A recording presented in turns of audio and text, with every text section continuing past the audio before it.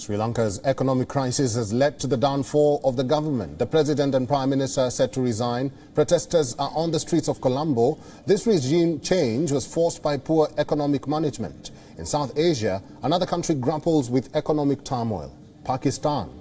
Will it be the next country to go Sri Lanka's way? What will be Pakistan's tipping point?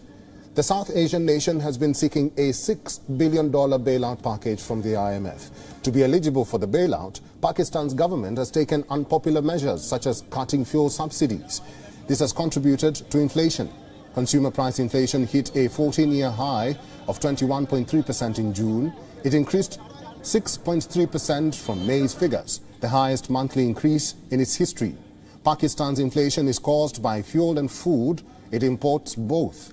The Russia-Ukraine war has put pressure on both fuel and food prices. Russian fuel shortages from global markets have led to fuel prices skyrocketing.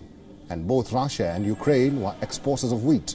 As Europe's breadbasket burns, food prices have risen wild over. Pakistan, being a net importer of both food and fuel, has been hit twice. The country has also seen its currency take a beating. The Pakistani rupee has fallen 34% against the US dollar in the last year. This makes imports more expensive and rapidly consumes Pakistan's foreign exchange reserves. Islamabad now has barely enough forex for 6 weeks of imports. Hence, it is desperate to secure a loan.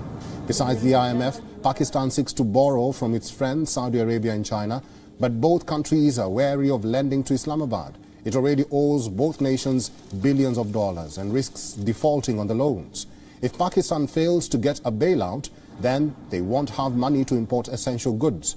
Pakistan already faces blackouts across the country due to fuel shortages. Food has become increasingly expensive. Pakistan shows all the markers of going the Sri Lankan way.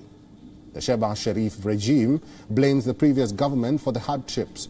The Interior Minister, Rana Sanaullah Khan, also said that the removal of subsidies was a condition for the IMF to send a bailout package. He said that the moves were politically problematic but necessary.